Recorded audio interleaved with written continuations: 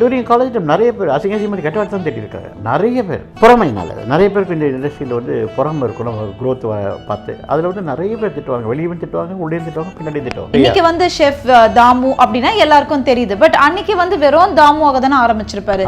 என்னென்ன கஷ்டப்பட்டீங்க இதெல்லாம் எங்களுக்கு சொல்லவே இல்லையே. நீங்க இன்னைக்கு சொன்னீங்க எவ்வளவு பேருக்கு அது எக்ஸாம்பிள். அதாவது லைஃப்ல வந்து கஷ்டங்கள் அப்படின்னா இவ்வளோ இல்லை. பாம்பேல தாஜில் வேலை செய்யும்போது 3 years முடிச்சிட்டேன். கிட்டத்தட்ட ஆல்மோஸ்ட் அபவுட் 1 lakh ஸ்பெண்ட் பண்ணியிருக்கோம் அந்த டைமில். அங்கே ஜாப் பார்த்தீங்க அப்படின்னா கோல்ட் ரூம் கிளீனிங். ஃபஸ்ட்டு ஒரு 1 week வந்து நம்மளை கோல்ட் ரூம் க்ளீன் பண்ண விட்டாங்க. கையெல்லாம் வெட்டிக்கிச்சு ரத்தம் வரும், ரத்தமாக வரும். எங்கள் அப்பாவுக்கு லெட்டர் எழுதுவேன். அப்போல்லாம் ஃபோன்லாம் கிடையாது. லெட்டர் எழுதுவேன்.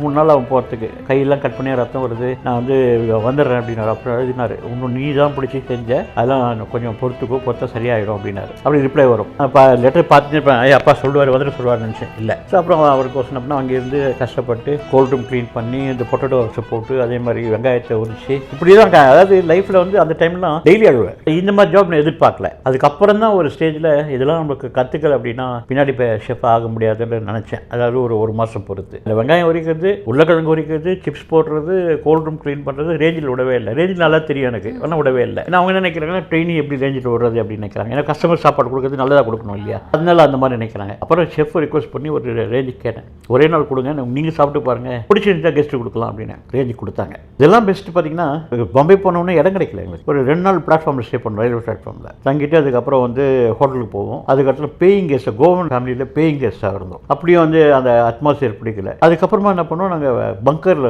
ஹோட்டலில் பங்கரில் தான் ஒரே ஒரு சாப்பிட தான், காசு கிடையாது. ஒரு வேளை சாப்பிட தான். ஸ்டைஃபன் பார்த்தீங்கன்னா எங்களுக்கு 100 ரூபா கூட கொடுக்கல.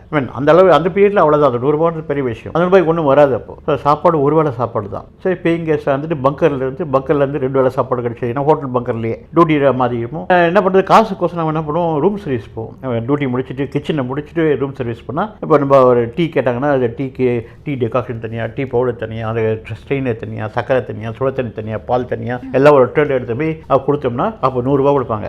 பெரிய விஷயம். நாங்கள் ஒரு 10 பேர் போடுவோம், அதை ஷேர் பண்ணிப்போம். ஸோ ரூம் சர்வீஸில் வரும்போது ஒரு நாளைக்கு அப்படி 100 ரூபாய் 200 ரூபான்னு வரும். அதை வந்து எல்லாம் ஷேர் பண்ணிப்போம். அதில் தான் வந்து வீட்டுக்கு ஏதாவது அம்மாக்கெல்லாம் வந்து புடவை வாங்கி வருது, அதெல்லாம் வந்து அதை வாங்கி அதில் வச்சுருது. அந்த மாதிரி வந்துடும். அந்த அளவுக்கு வந்து லைஃப்பில் கஷ்டப்பட்டோம். ஈஸியாக வரவே இல்லை. அப்போ கூட நான் நினச்சேன், இந்த இவ்வளோ தூரம் கஷ்டப்பட்டு நம்ம வேலை செய்யணுமா. அப்போ தான் நினச்சேன், நம்ம எய்ம் அந்த கோல் வந்து ஒரு ஷெஃபாக வருது. ஸோ பரவாயில்ல, கஷ்டப்படலாம் அப்படின்னு கஷ்டப்பட்டு இப்போ எதாவது சொன்ன பிளாட்ஃபார்மில் இருந்து, அதே மாதிரி பங்கரில் இருந்து, பேயிங் கெஸ்ட்டாக இருந்து, கடைசியில் மெட்ராஸ் ராஜுக்கு வந்து ட்ரான்ஸ்ஃபர் ஆகிருந்தோம். இந்த மூமெண்ட்லாம் பண்ணும்போது ஒரு ஸ்டேஜில் இல்லைடா இது என்ன சரியாக வரலையோ, வேறு எதாவது போயிடலாமா, வேறு லைனில் நம்ம தப்பாக தான் சூஸ் பண்ணிட்டோமோ அப்படின்னு தோணுச்சு. மெட்ராஸ் ராஜ் வந்த பிறகு ஐ வாஸ் ப்ரிப்பேரிங் அந்த ரேஞ்ச். அப்போது கொஞ்சம் ஏன்னா எனக்கு சமைக்க ரொம்ப பிடிக்கும். நான் சமைக்க விடாமல் அந்த ஆனியன் கட்டிங், உருளைக்கிழங்கு கட்டிங்னா கஷ்டமாக இருந்துச்சு. சமைக்க பிடிக்கும்போது ஐ வாஸ் வெரி ஹாப்பி. அதுக்கப்புறம் பெங்களூரில் வந்து சவுத் இந்தியன் கிச்சன் எனக்கு பிடிச்ச கிச்சனே கொடுத்தாங்க. அதனால் வெரி ஹாப்பி அப்படி. பட் இருந்தாலும் வந்து அப்போல்லாம் பார்த்தீங்கன்னா ஸ்டைஃபண்ட் பண கஷ்டம் நிறைய இருந்துச்சு. பட் அப்படியே வந்துட்டோம், அந்த ஜேர்னி அப்படியே கடந்து வந்துட்டோம். ஷெஃப் ஆனோம். அதாவது நான் suppose to be a doctor. நான் அதுக்கு தான் படிச்சதேன். நேச்சுரல் சயின்ஸ், ஃபிசிக்ஸ், கெமிஸ்ட்ரி படித்து